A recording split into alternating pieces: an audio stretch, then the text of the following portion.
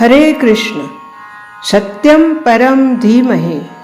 श्रीमद् भगवद गीता एक मार्गदर्शक, अध्याय 4, दिव्य ज्ञान, श्लोक 25, 26 और 27।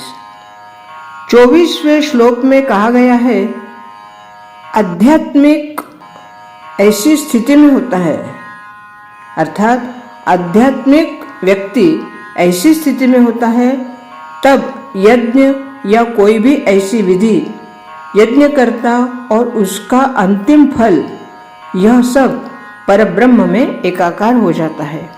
यही कृष्ण भक्ति की विधि है। आज देखते हैं अगले श्लोक में भगवान हमें क्या समझाते हैं। श्लोक 25। दैवमेवापरे यज्ञं योगिनः उपासते, ब्रह्मज्ञानपरे यज्ञं यज्ञेनैवोपजुह्वति।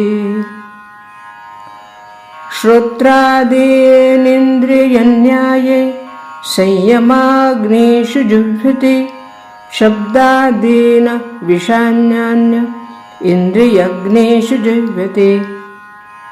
सर्वानिन्द्रियकर्माणि प्राणकर्माणि चापरे, आत्मसंयम योग ज्ञानौ जुह्वति ज्ञानदीपिते।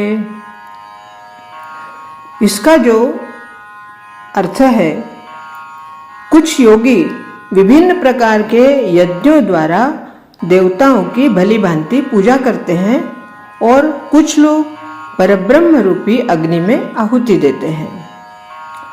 इनमें से कुछ अर्थात विशुद्ध ब्रह्मचारी इंद्रियों को मन के नियंत्रण रूपी अग्नि में स्वाहा कर देते हैं। दूसरा, जो मन और इंद्रियों को वश में करके आत्म साक्षात्कार करना चाहते हैं, संपूर्ण इंद्रियों और प्राणवायु के कार्यों को संयमित मन रूपी अग्नि में आहुति कर देते हैं। अब यहाँ पर तीनों श्लोकों में अलग अलग यज्ञ का बताया गया है। जैसा कि पहले कहा गया है कि जो व्यक्ति कृष्ण भक्ति से अपने कर्म करने में लीन रहता है वह पूर्ण योगी है। जो मनुष्य देवताओं की पूजा करने के लिए यज्ञ करते हैं, इस प्रकार है यज्ञ की अनेक कोटियाँ। अब यहाँ देखते हैं विभिन्न यज्ञों द्वारा संकलित यज्ञ की ये जो अलग अलग कोटियाँ हैं, इसे समझिए कि ये अलग अलग पुष्पमालाएं हैं। यज्ञ का अर्थ क्या होता है? यज्ञ का अर्थ है भगवान विष्णु को प्रणाम करना। भगवान विष्णु को यज्ञ भी कहते हैं। विभिन्न प्रकार के यज्ञों को 2 स्थानों पर रखा जाता है। धार्मिक द्रव्यों के लिए यज्ञ, द्रव्य यज्ञ, और दिव्य ज्ञान के लिए आवश्यक यज्ञ, इसे ज्ञान यज्ञ कहते हैं। कुछ भक्त होते हैं कि उनकी सारी भौतिक संपदा परमेश्वर को आकर्षित करने के लिए होती है, लेकिन कुछ ऐसे होते हैं जो इंद्र, सूर्य आदि देवताओं को आकर्षित करने के लिए अपनी भौतिक संपदा को आहुति देते हैं। दूसरे लोग कुछ ऐसे होते हैं जो निर्विशेष, वे निराकार ब्रह्म में अपने स्वरूप को स्वाहा कर देते हैं। ऐसे ही देवतागण ऐसी शक्तिमान जीवात्माएं हैं जिनमें ब्रह्मांड को प्रकट करने, जल देने अर्थात जैसे बरसात से जल मिलता है, प्रकाशित करने जैसे सूर्य से प्रकाश मिलता है, भौतिक कार्यों की शिक्षा के लिए परमेश्वर ने नियुक्त किया है। और जो लोग भौतिक लाभ चाहते हैं वे वैदिक अनुष्ठानों के द्वारा विभिन्न देवों की पूजा करते हैं। ऐसे लोग बहिश्वरवादी भी कहलाते हैं।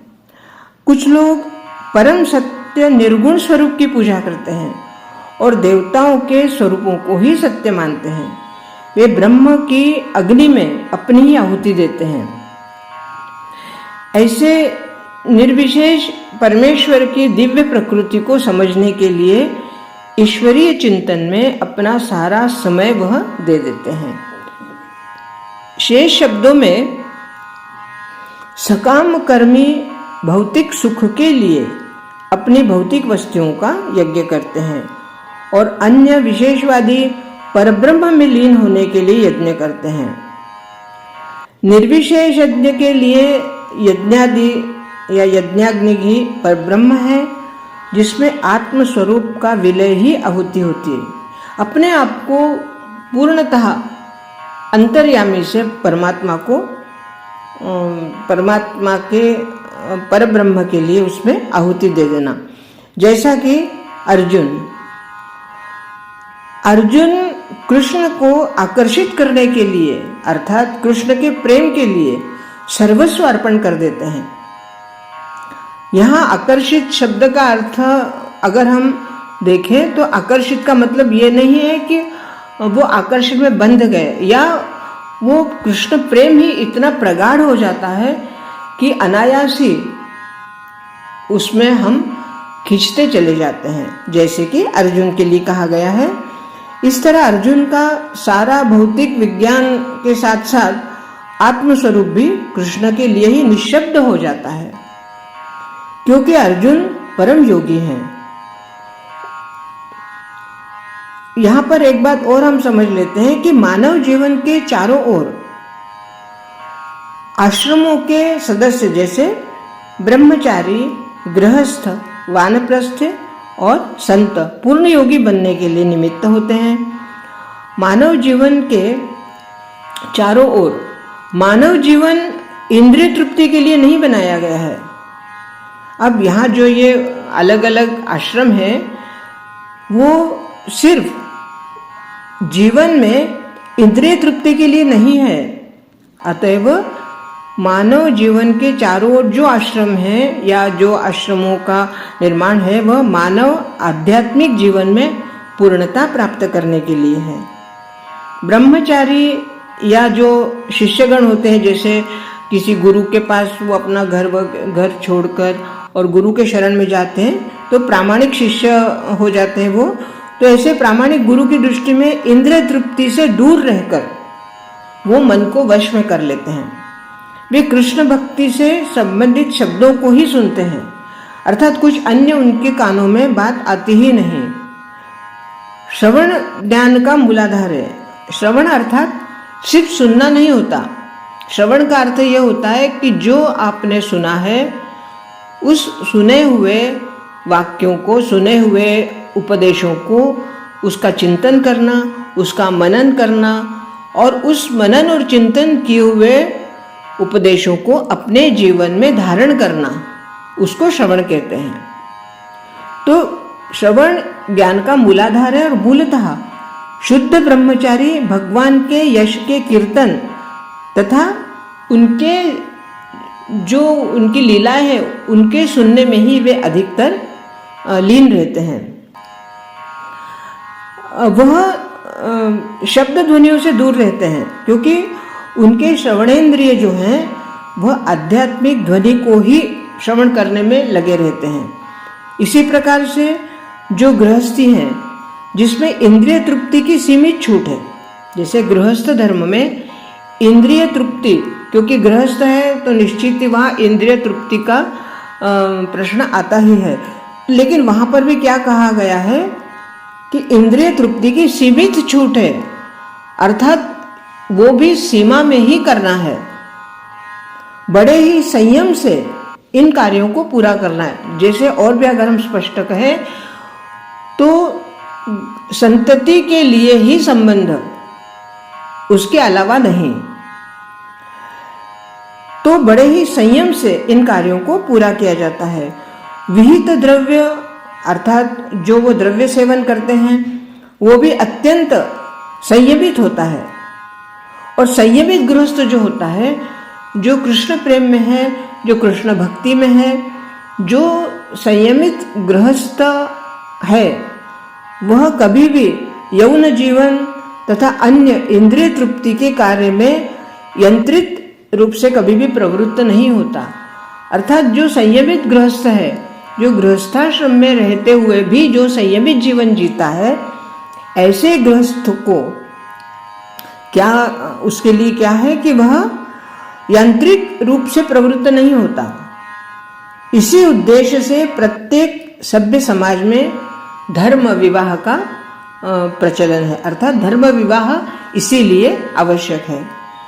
अब यहाँ पर एक बात और समझ में आती है कि पतंजलि द्वारा जो सूत्रबद्ध योग पद्धति का निर्देश है, प्राकृतिक कृत योग सूत्र में आत्मा को प्रत्यात्मा तथा परमात्मा भी कहा गया है। ऐसा क्यों कहा गया? क्योंकि जब तक जीवात्मा इंद्रिय भोग में आसक्त रहता है तो ही वह इंद्रिय भोग से विराट हो जाता है। जब कोई जीवात्मा इंद्रिय भोग में ही आसक्त रहता है तब तक वह परमात्मा का साथी है, अर्थात परमात्मा तो उसके साथ है ही, परंतु वह परमात्मा से थोड़ा सा विलग दिखता है। लेकिन जो ही वह इंद्रिय भोग से विरक्त हो जाता है तब प्रत्यक्ष परमात्मा के सम्मुख रहता है, परमात्मा के साथ रहता है। यह सम्मुख शब्द थोड़ा गलत है, क्षमा करना। तो जीवात्मा के शरीर में अब यहाँ पर और भी थोड़ा विस्तृत बता रहे हैं भगवान श्री कृष्ण कि जीवात्मा के शरीर में 10 प्रकार के वायु कार्य करते हैं। कैसे? इसे श्रावस क्रिया अर्थात प्राणायाम द्वारा जाना जाता है। प्राकृतिक योग पद्धति में बताया गया है कि किस प्रकार के शरीर के वायु के कार्य को तकनीकी उपाय से अर्थात टेक्नोलॉजी के द्वारा नियंत्रित किया जाता है, जिससे अंतः वायु के सभी यांत्रिक कार्य आत्मा को भौतिक आसक्ति से शुद्ध करने में सहायक बन जाते हैं। कुछ पद्धतियाँ ऐसी होती हैं कि जिन्हें हमें समझने के लिए कुछ यंत्रों का, अब यहाँ कौन से यंत्र हैं इसके बारे में जब समझ में आएगी बात तब अगले श्लोकों में हम समझेंगे।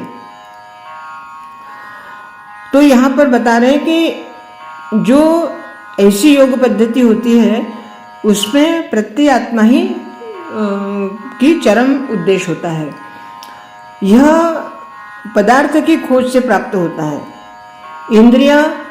इंद्रिय विषयों से प्रतिक्रिया करती हैं, जैसे कान सुनने का काम करते हैं, आँख देखने का काम करते हैं, नाक सूंघने का काम करते हैं, जीभ स्वाद के लिए बोलने का काम करती है और त्वचा हमारी स्पर्श के लिए होती है। ये सभी इंद्रियां आत्मा से मिलकर बाहर के काम में लगी रहती है। जैसे हमें लगता है कि हमारे हाथ काम कर रहे हैं, परंतु वास्तव में आत्मा के आदेश अनुसार ही हमारे हाथ काम करते हैं। यही वो कार्य है प्राणवायु के द्वारा। जैसे प्राणवायु के लिए क्रिया है, अपान वायु नीचे की ओर जाती है, व्यान वायु से संतुलन बना रहता है और वायु ऊपर की ओर उड़ान भरती है। जब मनुष्य अचेतन हो जाता है तो वह सभी वायुओं को आत्म साक्षात्कार की खोज में लगा देता है। बहुत ही गहन विषय है ये दिव्य ज्ञान का, और आगे धीरे धीरे ये दिव्य ज्ञान में गहराई आ रही है। इस गहराई में डुबकी लगाना और इसको समझना और उसको जीवन में उतारना बहुत ही कठिन है। फिर भी प्रभु कृपा से कठिन विधि भी समझने में जीव सक्षम होने लगता है।